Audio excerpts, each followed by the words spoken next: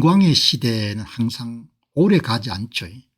영광의 시대, 좋았던 시절, 절정의 시대라는 것은 결코 오래 갈 수가 없는 겁니다. 제가 이제 근래에 많은 인기는 없지만 역사물을 이제 이렇게 방송하는 내용을 포함을 시켰는데, 참 지금 이제 관심을 가졌던 것은 이 대항해 시대를 요즘 관심을 가지지 않습니까? 대항해 시대. 이제 최종 성자는 영국이었죠. 영국. 초기에는 포르투갈, 스페인, 네덜란드, 프랑스를 거쳐 가지고 있는 대영 제국이 건설이 되는 겁니다. 그래서 여기서 한 8,000km, 런던에서 8,000km 떨어진 여기에 세인트 헬레나 섬을 1815년 영국이 프랑스하고 일전을 치렀던 워트루 전쟁에 승리하니까 나폴레온을 영원히 매장시키기 위해 가지고 8,000km 떨어진 대서양의 여러분들 고도인 헬레나 섬, 세인트 헬레나 섬의 여러분들 유배시켜버리지 않습니까? 그리고 영국 군인 2,000명을 파견해 가지고 6년 정도 지켰다가 거기서 이제 5년 6개월 만인가 나폴레옹이 죽고 거기에 묻혔다가 20년째 되는 해에 프랑스 국민들의 요청에 의해 다시 유해가 고국으로 돌아가지 않습니까? 이게 세인트 헬레나 섬입니다. 이 섬이 폭이 10km, 길이가 17km, 강남과 한 3배 정도의 넓이인 거죠. 이게 여러분들이 이렇게 대서양의 한가운데가 있는 겁니다. 여기가 영국 사람들이 만들었던 초기 거주지인 제임스 타운인 겁니다. 여기까지는 이제 지금까지 여러분이 보셨고, 세인트 헬레나 섬에 나폴레온이 5년 7개월 동안 롱우드라는 거처에서 살다가 이제 죽은 겁니다. 뭐 다 살다가 죽은 거니까 죽었을 때 나이가 51세입니다. 여러분 이제 이 세인트 헬레나 섬을 제가 알게 되면서 공부를 한 게 여러분 이렇게 하는 겁니다. 지평을 확장을 해 나가는 거죠. 세인트 헬레나 섬이, 세인트 헬레나 섬을 위에 보니까 또 영국령인 도서가 있는 겁니다. 아일랜드가 어센션이라는 성모 성천이라는 그런 날에 이 섬을 발견했기 때문에 포르투갈 선원들이 어센센이라는 그런 섬이 또 있고, 그 다음에 또 이런 밑에 보니까 트리스탄 다 쿠나, 포르투갈 선원이 발견한 자기 이름을 붙여가지고 트리스탄 다 쿠나, 이런 섬이 3개가 있는 겁니다. 모두 다 영국령입니다. 영국령. 그래서 이름 제가 이렇게 영국령이에요. 다 영국령입니다. 영국령. 이게 다 이름 영국령입니다. 어센션, 세인트 헬레나, 트리스탄 다 쿠나, 그 다음 무인도인 구라는 무인도가 있는 겁니다. 아프리카 서부. 그리고 이 섬들은 세인트 헬레나는 런던으로부터 7,750km, 아센션은 6,400km, 트리스탄 다 쿠나는 9,350km 떨어져 있는 겁니다. 자, 그래서 여러분들 제가 물어보고 싶은 겁니다. 아니 그러면은 대영 제국을 건설했으니까 지금도 유인도하고 무인도를 꿰갖고 있을 것 같은데, 제가 이렇게 질문을 던져보는 겁니다. 영국은 전 세계에 얼마나 많은 유인도와 무인도를 갖고 있을까, 그렇게 여러분들 궁금함을 한번 정리하고 넘어가야겠다는 거죠. 그럼 영국이 가장 절정에 있었던 대영 제국이 전성기가 1852년 워트루 전쟁의 승리함으로 시작이 됩니다. 그리고 나폴레온을 세인트 헬레나 섬에 유폐를 시키고 그다음에 거의 독주하는 체제가 됩니다. 영국 주도하는 체제. 절정기는 빅토리아 여왕의 제2후반기 1870년대부터 1914년까지입니다. 이때 이제 산업혁명, 전기기관차 이런 것이 발명되는 거죠. 그다음에 전성기가 종료하던 시기가 1945년도에 2차 세계대전이 끝나고 해외에 갖고 있던 모든 그런 연방 국가들이 대부분 다 독립하는 그런 경로를 가게 되는 거죠. 절정기가 1870년대부터 1914년 특히 1890년 무렵 빅토리아 여왕 재위 후반기에는 세계 육지 면적의 25%, 세계 인구의 20%를 영국이 갖는 겁니다. 언어, 문화, 표준, 소프트웨어 전부에서 뭐죠? 1등 국가가 되는 거죠. 그래서 이제 이 사람들이 어떻게 여러분들 전성기 때 영국이 가졌던 땅들입니다. 캐나다, 미국의 13개 주, 혼두라스, 기나, 버뮤다, 여기 이름 줄 꺼놓은 거는 붉은색 줄은 여전히 영국이 이름 자치령으로 소유하고 있는 겁니다. 버뮤다, 지브랄터, 아센션, 세인트 헬레나, 트리스탄 구나, 그다음 1980년에 여러분들 영유권 분쟁이 아르헨티나와 붙었던 포클랜드, 사우스 조지, 사우스 샌드위치 아일랜드, 이렇게 붉은색은 지금도 영국이 갖고 있는 겁니다. 브리티시 인디안 오션 테리토리, 이게 이제 분홍색 중에서 그간 거는 이제 붉은색이 없는 것은 다 독립한 거고, 여러분들 이렇게 나오는 겁니다. 총 여러분들 정리해 보니까 11개 유인도를 갖고 있네요. 영국이. 유인도에 거주하는 주민은 26만 명이고 무인도는 30개에서 한 50개 정도 갖고 있네요. 유인도는 11개를 갖고 있습니다. 11개. 여기 보시기 바랍니다. 그런데 독립했던 국가들 가운데 못 사는 국가가 아직도 많네요. 그렇게 정치라는 게 그렇게 중요한 겁니다. 독립하면 좋을 줄 알았는데 독립해보면 개판이 돼버린 겁니다. 자마이카 같은 그런 나라인 거죠. 버뮤다 이런 데는 여러분들 지금도 그 영국 통치를 받는 나라에서는 그렇게 정치적 혼란이 없는 겁니다. 영국이 지금도 소유하고 있는 유인도는 이 보시게 되면은 버뮤다 6만 명입니다. 케이맨 제도 6만 5천 명, 지브롤터 3만 명, 포클랜드 3천 명, 터커스 케이커스 제도 4만 명, 영국령 버진 아일랜드 3만 명, 몬트쉐렐 5천 명, 이런 나라들도 우기면 독립할 수 있는 겁니다. 그런데 영국 하에 있으면서 훨씬 더 잘 사는 겁니다. 여기인데 세인트 헬레나, 아센션, 트리스탄 다쿠타, 피트케언 제도도 있네요. 50명 사네요. 영국이 제국이 붕괴한 이후에도 여전히 갖고 있는 이런 전 세계, 우리는 뭐 대양을 나가본 경험이 없는 나라니까 한국이 인류 역사상 여러분들 한국 역사상 가장 지금 잘 사는 때지 않습니까? 우리는 바깥을 나가본 경험이 없지 않습니까? 그래서 제가 여러분들 이런 프로그램을 다뤄보는 겁니다. 총 유인도 11개를 갖고 있는 거죠. 그다음에 이제 무인도는 데르 가르시아, 사우스 조지아, 사우스 샌드위치, 이런 멋있네. 샌드위치 섬, 영국령 남극 지역, 트리다탄 구토의 부속 무인도들, 피트케언 제도의 부속 무인도들, 이런 데는 이제 무인도, 거주자가 없는 그런 나라인 거죠. 여러분들 내친 김에 지도 한번 보면서 여러분들 한 번 더 사회 공부한다고 생각하시고 지도를 잘라봤습니다.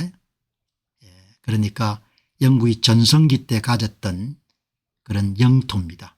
미국의 13개 주, 캐나다, 혼두라스, 모스키토 코스트, 바하마, 브리티시 기나, 포클랜드, 바바도, 트리다드 토방고, 여기 가운데서 줄치놓은 데는 지금도 영국 자치령입니다. 피터 켈은 이게 50명 사는 데죠. 50명. 50명 사는데 피트케언제도 50명 사네요. 여러분들 피트케언제도 이런 건 뭐 우리가 공부 안 하면 어떻게 알겠습니까? 한번 이런 기회를 가지고 여러분 한번 공부를 하는 거죠. 자, 쓸데없는 소리 한다 이렇게 생각하시는 분도 계시지만 세상이 다 이런 재미로 사는 거지 않습니까? 여기 보시게 되면은 이제 여기가 미국 남부의 서인도 제도 부근입니다. 케이먼 영국령, 턱스 앤드 카이코스 아일랜드 영국령, 브리티시 버지니아 아일랜드 영국령, 앙길라 아일랜드 영국령, 그다음 몬트세렛 영국령, 그다음에 이제 다 독립한 데입니다. 세인트 키트 네비스, 안티기아 바바부다, 도미니카, 세인트 루시아, 세인트 빈센트 이런 데는 다 이제 영국령으로 있다가 독립한 거고 이렇게 줄치놓은 데는 자기들이 결정해 가지고 영국령으로 계속 남기로 결정한 여러분 보시기 바랍니다. 영국령으로 남아있는 데는 다 잘 삽니다. 정치적으로 안정돼 있고 버뮤다의 여름 1인당 소득이 12만 5,800불입니다. 정치 안정도 1을 넘었습니다. 1.02. 케이먼 제도 10만 9,700불입니다. 정치 안정도도 1.63. 이렇게 체제가 중요한 겁니다. 독립한다 이름들 다 잘 사는 게 아닙니다. 스스로 이름들 자립할 수 있는 능력이 없는 민족도 많은 거예요. 영국령 버진 아일랜드 34,200불. 여기 이제 독립해 가지고 엉망진창이 된 나라가 이렇게 자메이카잖아. 자메이카. 그냥 영국 밑에 있었으면 잘 살았을 건데 5,330불에 정치 안정도가 엄청나게 떨어지는 거죠. 체제라는 것이 이렇게 중요한 겁니다. 그냥 독립한 데가 다 잘 사는 게 아니고 지금 뭐 아프리카 보시기 바랍니다. 엉망진창이 많지 않습니까? 그죠? 자메이카가 가장 다음에 한번 자메이카를 한번 다뤄보도록 하겠습니다. 체제라는 것이 자치를 할 수 있는 능력이 없는 민족도 있는 겁니다. 자치를. 스스로 자치를 못하는 겁니다. 스스로. 그냥 싸우고 붕괴하고 죽이고 싸우고 쿠데타하고 그 짓을 다 해가지고 뭡니까 자메이카는 한번 알아볼 필요가 있겠네요. 제가 자메이카 영상을 보게 되면 상당히 생활이 어렵고 자치가 안 되는 민족입니다. 자치가 안 되는 민족이. 그죠? 여러분 유익한 방송이지 않습니까? 이렇게 다 보는 겁니다. 이렇게 뭐 여행 방송은 많지만 여행 방송을 하는 사람들 눈에는 이런 게 안 보일 거라고요. 뭐 눈에 뭐밖에 안 보인다고. 자마이카를 다음에 한번 다뤄보면 참 좋을 것 같아요. 자마이카가 1962년에 이런들 독립을 해가 그 다음에 어떤 정치적 경랑을 겪어가 지금 사람들이 어려운지. 그죠? 버뮤다 이런 데 있죠. 자, 여러분 이제 서인도 제도를 봤으니까 저도 여러분들 며칠 안 됐지만 시야가 어마어마하게 넓어지지 않습니까? 세상을 보는 안목이. 그 다음에 여러분 보시게 되면 이제 아프리카 보시기 바랍니다. 아프리카. 아프리카의 영국령이 어디였는지 보시기 바랍니다. 이 시에라레온, 골드코스트, 나이지리아가 영국령이었습니다. 그래서 지금도 영어를 써죠. 그 다음에 사우스 웨스트 아프리카, 니미미아 할 겁니다. 지금. 그 다음에 사우스 아프리카, 스와질랜드, 바스투랜드, 그 다음에 사우스 로디시아, 지금 아마 탄자니아 할 겁니다. 탄자니아, 케냐, 이 영어를 써죠. 우간다, 수단, 에집트, 다음에 여러분 시간 되면은 아프리카 식민 시대를 한번 다뤄봐도 좋을 것 같은데 다음에 시간 되면 그죠. 그다음 여기에 이제 한참 지금 문제가 많은 이집트, 예? 팔레스타인, 이스라엘, 예? 바레인 뭐 이런 데가 다 여러분들 뭐죠. 영국령이었습니다. 시플러스 그다음에 이게 예, 지브럴타, 미노카, 말타가 여러분들 영국령이었네요. 이오니안 아일랜드 다 독립했습니다. 남은 데가 이게 지브럴타가 남은 거죠. 브리티시 인디안 오션 테리토리, 인디아, 버마, 실론, 예멘도 영국령이었네요. 예멘 지금의 뭐 한참 복잡한 예멘도 여러분들 영국령이었네요. 대영 제국이 여러분들 이렇게 여러분들 보시면 되고 그다음 중동 한번 보시기 바랍니다. 이라크가 영국령이었네요. 영국령은 독립해가 여러분들 그냥 완전히 그냥 엉망진창이 돼버린 거죠.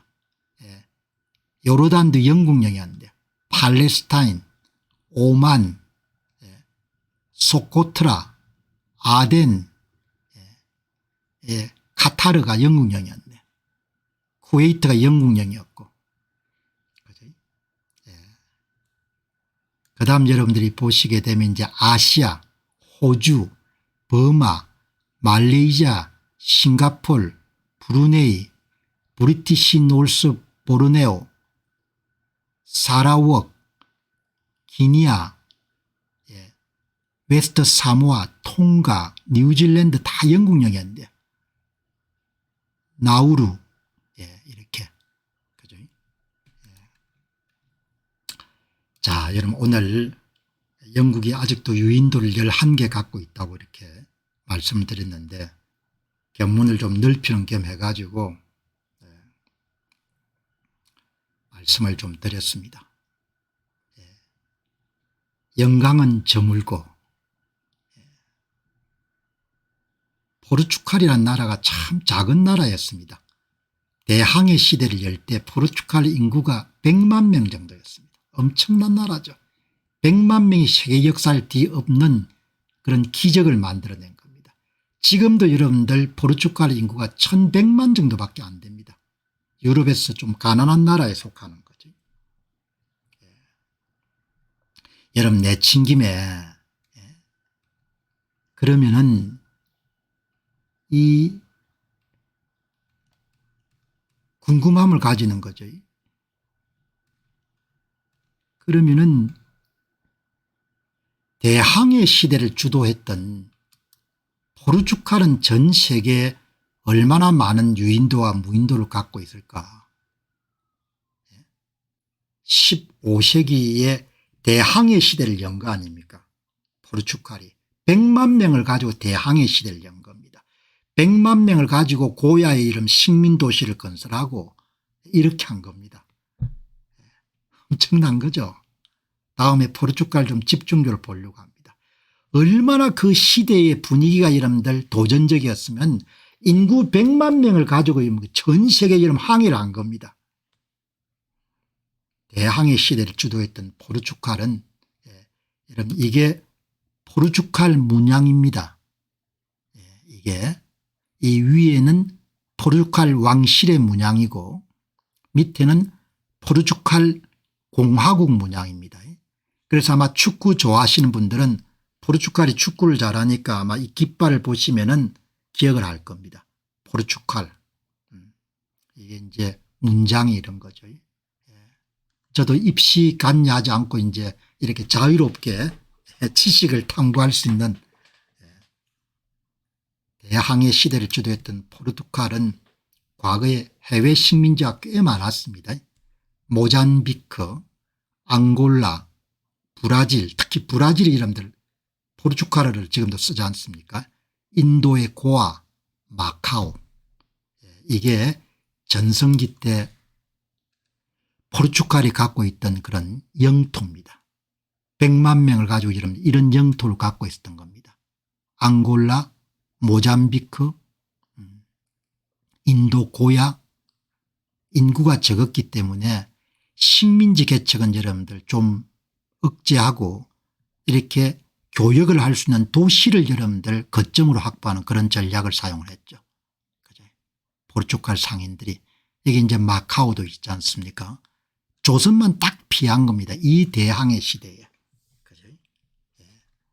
이 모잠비크, 브라질을 갖고 있었던 거죠. 100만 명의 사람을 가지고 해외 진출한 겁니다. 자, 여러분 인상적이죠.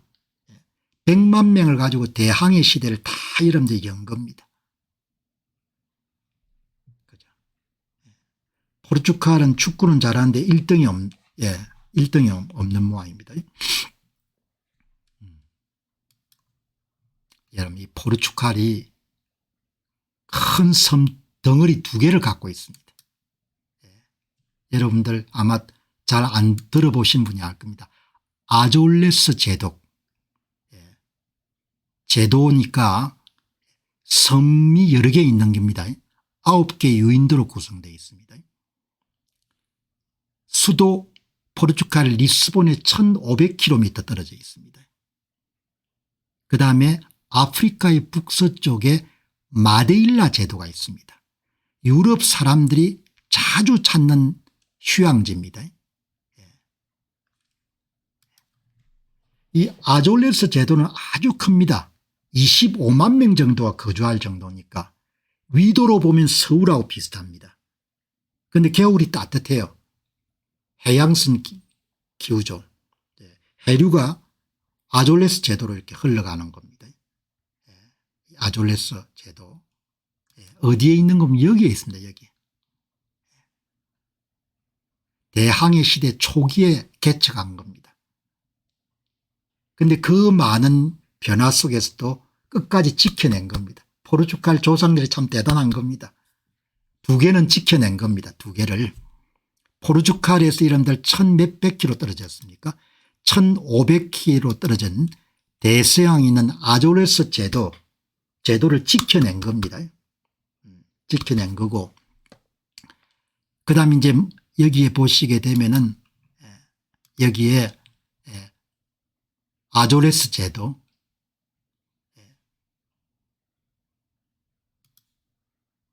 마데이라 제도, 이거는 스페인령입니다. 카나리아는. 이 2개를 지켜낸 겁니다. 그러니까 지도를 보게 되면은 대항해 시대가 시작됐던 15세기 초연 무렵에 이 2개를 포르투갈 사람들이 찾아낸 겁니다. 다른 것은 처음에 찾았지만 다 빼앗겼는데 이 2개는 끝까지 지켜낸 겁니다. 포르투갈 사람들이, 포르투갈 조상들이. 아졸레스 제도가 1432년에 영유권이 시작이 된 겁니다. 마데일라 제도가 1419년 15세기 초엽에 맨 처음에 이름 찾아낸 겁니다. 엔리케 왕자나 이런 사람들이 이름들 대서양 아시아 동인도 항로를 개척하기 시작하는 초기에 인구가 많습니다. 아졸레스가 23만, 마데일라가 25만. 풍광이 아주 아름답네요. 그리고 지금은 포르투갈이 조금 살기가 답답하지만 이 아졸레스 제도를 구석구석 돌아다니다 보면은 그래도 역시 한때 잘 살았던 사람답게 그런 행정 제도라든지 디자인, 건축 양식 이런 게 참 특별하죠. 그렇게 특히 또 포르투갈 사람들은 도로판이라든지 길거리에 도자기를 많이 굽는 그런 형식으로 장식을 하지 않습니까? 이렇게 여러분들 참 이거를 기어코 지켜낸 겁니다. 조상들이 엄청난 겁니다. 그 사이에 얼마나 이런 스페인과 함께 병합도 되기도 하고 그랬겠는데 여기를 딱 2개밖에 없습니다. 아졸레스 제도가 이렇게 아주 아름답습니다. 한때 잘 살았던 사람들이니까 지금 뭐 조금 답답하지만 여기가 아졸레스 제도의 수도가 있는 폰다 데가다입니다. 이 건물 보시기 바랍니다. 건물. 이 이게 여러분들 이 사람들은 타일을 많이 써줘요. 타일을. 포르투갈은 특히 타일을 굉장히 타일 기술이 엄청나게 많이 발전되어 있는 나라죠. 예, 이 아졸레스 제도. 그 다음에 여러분들은 이제 또 여기에 예, 마데일라 아프리카 북서쪽에 있는 카날리아 제도 바로 위에 있는 이 두 개는 포르투갈이 갖고 있고 이거는 스페인이 갖고 있는 겁니다. 예, 마데이라. 예, 굉장한 그런 유럽 사람들이 자주 찾는 휴양지입니다. 600년 정도 영유권을 가졌는데 그동안 얼마나 여러분들 어려움이 많았겠습니까. 예, 여기 보시면은 아졸레스 제도는 1432년, 마데일라 제도는 1419년 동서양의 격차를 확실히 벌려놨던 대항해 시대가 15세기 초엽에 포르투갈의 리스본을 중심으로 해서 이런 전개가 됩니다. 그때 여러분들 리스본의 인구가 100만 명도 안 됐습니다. 100만 명. 포르투갈 인구 전체가 100만 명이 안 됐습니다. 바스코 다가마가 인도 고야까지 개척한 인도 항로를 개척했을 때가 1499년입니다. 그 이전에 개척한 거죠. 600년 이상 소유권을 유지한 것은 대단한 겁니다. 포르투갈 조상들이 엄청나게 현명했던 겁니다.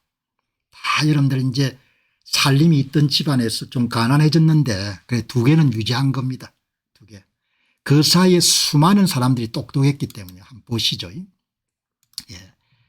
초기에 발견했는데 영유권을 여러분들 유지하기 위해 가지고 대항해 시대를 주도했던 엔리케 왕자가 포르투갈 주민 이주 정책을 적극적으로 실시합니다. 그리고 이 지역은 특별하게 노예가 해적 출몰이 굉장히 심했던 지역입니다. 이런 지역은. 그러니까 제가 참 고개가 숙연해지는 거죠. 그리고 또 여러분 중에 아시는 분 계시겠지만 포르투갈이 왕이 죽으면서 후사가 없었기 때문에 스페인에 합병되는 아픔을 겪죠. 60년 동안. 60년 긴 세월이지 않습니까. 이때도 아졸레스 주민들은 스페인의 펠리페 2세와 함께 대항을 한 거죠. 그 포르투갈령을 유지한 겁니다. 1580년부터 1640년. 포르투갈 사람들 참 대단하다는 생각이 들어요. 그리고 포르투갈 음악이 전통음악이 굉장히 슬픕니다. 슬퍼. 예. 사연이 많은 그런 사람들인 거죠. 그리고 1640년에 포르투갈 독립한 이후에도 스페인에 대적하는 영국과 좋은 관계를 유지해가 이런 국가를 유지하는 겁니다. 그러니까 어느 쪽에 줄을 서냐 그렇게 중요한 겁니다. 포르투갈이 아졸레스하고 마데이라 제도를 600년 이상 여러분들 결국은 해서 후손들이 자기 땅으로 가질 수 있었던 것은 외교 노선을 잘 선택한 겁니다. 스페인에 비해서 작은 나라이기 때문에 항상 영국 쪽에 죽을 씁니다. 영국 쪽에. 여러분 잘 기억해야 됩니다. 줄을 선다고 해서 기분 나빠하면 안 되고 이 사람들 진짜 똑똑하구나. 스페인한테 도저히 맞서서간 여러분들 국채를 보존하기 힘드니까 스페인을 이길 수 있는 여러분 영국한테 줄을 선 겁니다. 영국과 동맹을 맺어 가지고 그 영국이 귀하게 여긴 겁니다. 포르투갈을. 그리고 18세기 19세기에는 영국에게 일시적 보호 명목으로 일시적으로 보호를 해달라고 요청하는데 영국이 나중에 포르투갈한테 주는 겁니다. 그런데 그 여러분들 포르투갈 음악 전통음악이 검은 옷을 입고 여러분들 판동가 뭐 그런 건데 너무나 슬픈 거 있죠. 우리 정조하고 너무나 일치하는 거죠. 이거 구석구석 들어가면 제가 당장 떠오르는 겁니다. 야, 여기 이 두 개의 아졸레스 제도하고 마데일라 제도가 진짜 서강이 각축할 수 있는 그런 좋은 지리적 이점을 갖고 있는 그런 섬이기 때문에 노리는 사람들이 엄청나게 많았는데 600년 이상 어떻게 이 사람들이 이걸 유지했냐. 그게 궁금했거든요. 그게 다 역사의 구비부마다 포르투갈 조상들이 제 역할을 제대로 한 겁니다. 지금은 이제 특히 여기 보시게 되면은 아졸레스 같은 경우는 대서양의 거의 뭐죠. 대서양을 지키는 그 딱 길목에 있기 때문에 미국에 기지가 있죠. 기지에. 그리고 지금은 나토 기지가 자리 잡고 있고. 그러니까 뭐 이런 역사 하나하나만 보더라도 많은 부분을 생각하게 하는 거죠. 현재만 보다가 또 이런 과거를 보니까 새롭지 않습니까? 내일은 역사물 가운데 이런 뭘 다룰 건가 하니까 어떻게 포르투갈 사람들이 100만 명 가지고 대항해 시대를 개척했을까. 어떻게 그렇게 가능했을까. 100만 명 100만 명. 지금도 1100만 명밖에 안 됩니다. 포르투갈 사람들이. 그러니까 그 지도자의 역량, 시대 분위기 이런 게 엄청나게 중요한 겁니다. 지도자의 역량. 제가 그런 말씀을 자주 드리지 않습니까. 어떤 분이 왜 그렇게 그냥 자주 콘텐츠를 올리냐. 제가 지금 방송 시작한 지 141분째입니다. 141분째. 좀 2시간 이상 여러분들 방송을 만들어서 여러분들 방송을 하는 거지 않습니까. 이 콘텐츠를 만드는 거죠. 콘텐츠를 그럼 어떻게 만드냐 이야기. 콘텐츠가 머리에서 나오는 거지 않습니까. 그거 어떻게 만드냐 이야기죠. 콘텐츠를 계속 만들어야 이런 콘텐츠 만드는 능력이 강화될 거 아닙니까. 그게 일당백을 할 수 있는 거죠. 무슨 이야기인가 한 사회가 사람이 많고 적고 그런 게 결정적인 건 아니다 이야기죠. 15세기 초엽에 세계 역사를 완전히 뒤집어 엎은 서양의 대항해 시대가 불과 100만 명 정도로 이루어진 포르투갈의 유럽의 변방에서 시작이 된 겁니다. 지도자의 리더십, 지도자의 해안, 지도자의 통찰력, 지도자의 비전, 그리고 여러분들 그 좋은 환경을 제공하니까 전 세계에서 우수한 인재들이 다 모인 거 아닙니까. 당신은 유대인들, 천문학자, 물리학자, 지리학자, 해상학자 전부가 다 모여가 뭡니까 으쌰으쌰 해가지고 뭐죠. 인도양 항로도 개발하고 여러분들 그렇게 된 거지 않습니까. 여러분들 지금 이제 이 역사물이 시작된 지 얼마가 안 됐는데 꼬리에 꼬리를 물고 계속 발전하지 않습니까. 그죠? 예? 언제 이런 세계사 공부 이렇게 재미있게 한번 해볼 수 있겠습니까. 예? 이제 고주할 미주알까지 다 이런 세계사를 다 찾아낼 것 같아요. 예? 그죠? 예. 그리고 여러분들 이렇게 역사물을 하다 보면은 뭐하고 만나는 거예요. 현재하고 만나잖아요. 현재하고 만나고 현재의 어마어마한 인사이트를 제공할 수 있는 거죠. 세인트 헬레나 섬이 수에즈 운하가 여러분 19세기 초엽에 개발되면서 여러분들 그냥 몰락하기 시작했는데 그 여러분들 남아프리카 공화국 노선이 이번에 후티 반군이 여러분들 폭탄을 때리면서 다시 또 부활하지 않습니까. 그 동서양 과거와 현재를 전부 다 우리가 여러분 연결해 볼 수 있는 그런 힘이 생기는 거죠. 이 포르투갈이란 국가는 들여다볼 만큼 참 귀하네요.